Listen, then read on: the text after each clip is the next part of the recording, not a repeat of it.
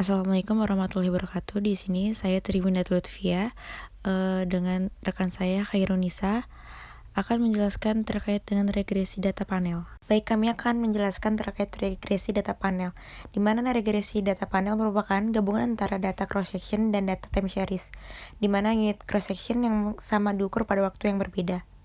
Di mana regresi data panel terdapat common effect model, fixed effect model, dan random effect model.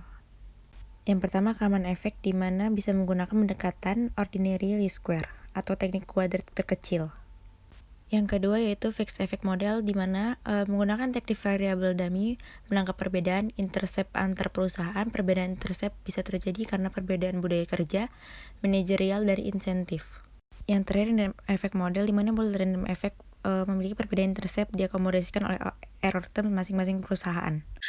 Kami akan memberikan tutorial mengestimasi dan menginterpretasi data panel yang dapat diasumsikan dengan model PLS atau CM yang bisa disebut juga dengan Common Effect Model, lalu FEM yaitu Fixed Effect Model, dan juga REM yaitu Random Effect Model.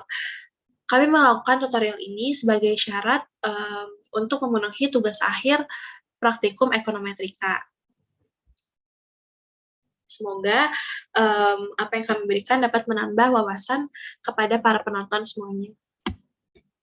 Baik, pertama, untuk melakukan estimasi, kita harus memiliki data. Di sini kami memiliki data panel ya, yaitu berdasarkan Provinsi Lampung, Jambi, Sumatera Selatan, Bangka Belitung, Bengkulu. Kalau misalkan bisa dilihat di sini, ini adalah data dari Sumbaksel gitu, provinsi-provinsi yang ada di Sumatera bagian selatan.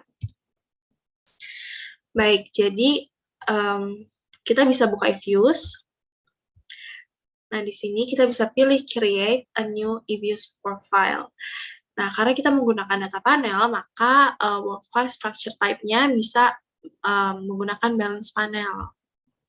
Nah, frekuensinya kita dapat menggunakan annual karena data yang kami miliki adalah data tahunan. Start date-nya dari tahun 2016 hingga tahun 2021. Untuk number of cross-section-nya, karena kami menggunakan data dari provinsi-provinsi yang ada di Sumatera bagian selatan, sehingga ada 5 provinsi di dalamnya, jadi di sini kita bisa tulis 5. Lalu kita klik OK. Dan akan muncul tampilan seperti ini.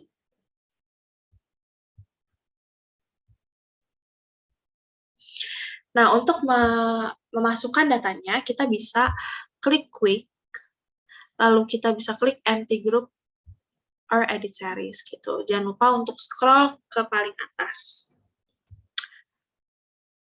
Oke, di sini kita bisa copy dulu data yang kita miliki. Kopinya cukup variabel-variabelnya aja. Dari Y hingga X3. Kita copy dan kita paste di sini. Akan muncul seperti ini. Bisa kita save dengan nama grup 01. Oke. Selanjutnya, saya akan memberikan tutorial untuk mengestimasi CEM atau Common Effect Model. Caranya adalah klik semua variabelnya berurutan dari Y, X1, X2, dan X3, klik kanan, lalu open as equation. Di sini untuk mengestimasinya, kita dapat menaruh koefisien di sini agar lebih memudahkan aja. Lalu kita bisa klik OK. Dan ini adalah hasil dari Common Effect Model. Oke, untuk save-nya kita bisa klik name, dan kita bisa tulis CEM. Kita klik OK. Selanjutnya adalah tutorial untuk Fixed Effect Model. Caranya seperti yang tadi, kita pilih semua variabelnya secara berurutan, lalu klik kanan, open as equation, lalu ini estimasinya masih sama seperti yang tadi, namun bedanya di bagian panel option, kita bisa ubah di bagian cross section-nya menjadi fixed gitu, karena kita akan melakukan fixed effect model. Lalu kita klik OK dan akan muncul hasilnya seperti ini.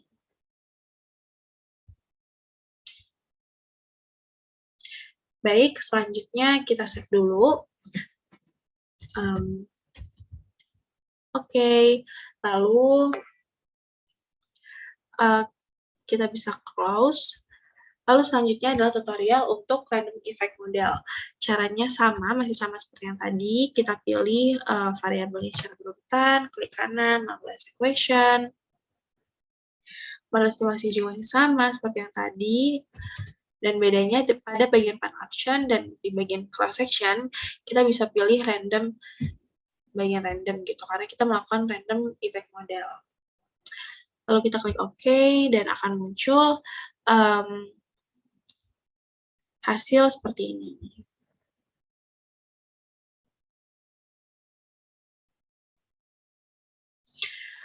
Sekian tutorial untuk mengestimasi. Selanjutnya, hasil ini semua akan diinterpretasikan oleh rekan saya, yaitu Tri Windarti Lutfia. Silakan Mbak Tri. Oke. Baik, yang pertama ada beberapa variabel independen, yaitu pertumbuhan ekonomi atau X1, pendidikan atau X2, pengangguran terbuka X3, di mana pertumbuhan ekonomi koefisiennya yaitu min 0,142268, pendidikan koefisiennya yaitu 0,067073, dan yang terakhir pengangguran terbuka atau X3 koefisiennya 0,235168. Di mana yang pertama yaitu hubungan pertumbuhan ekonomi dengan kemiskinan. Di mana nilai koefisien yang diperoleh dari estimasi model regresi yakni sebesar min 0,142268. Di mana hal itu berarti apabila terjadi ke atasan. Apabila terjadi pertumbuhan ekonomi sebesar 1%, maka akan secara signifikan menurunkan tingkat kemiskinan di daerah Sumbaksel, yakni sebesar 14,2%, di mana koefisien variabel pertumbuhan ekonomi bernilai negatif. Artinya terdapat hubungan atau korelasi negatif antara variabel pertumbuhan ekonomi dengan tingkat kemiskinan. Yang kedua,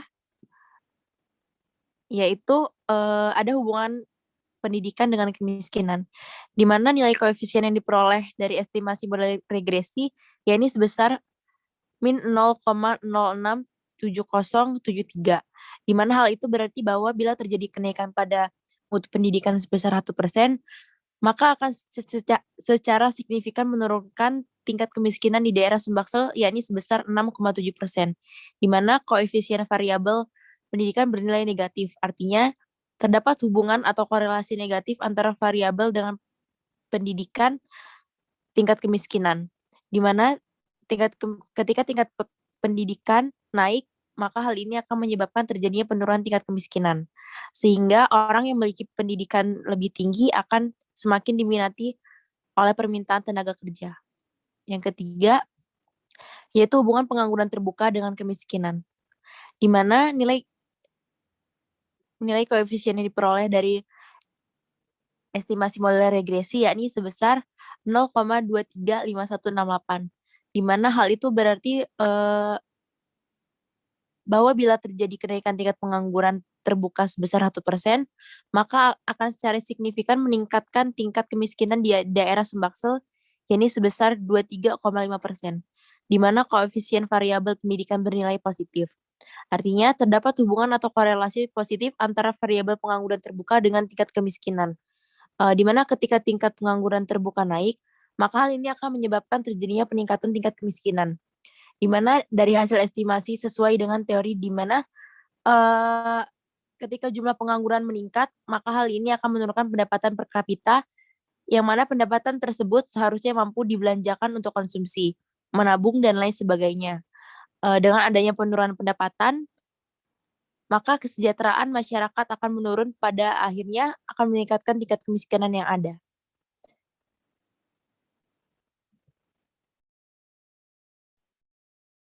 Baik, seperti itu adalah interpretasi dari data yang kami miliki. Semoga, tutorial estimasi dan interpretasi ini dapat menambah wawasan untuk, kita semua. Terima kasih, sekian dari kami. Wassalamualaikum warahmatullahi wabarakatuh.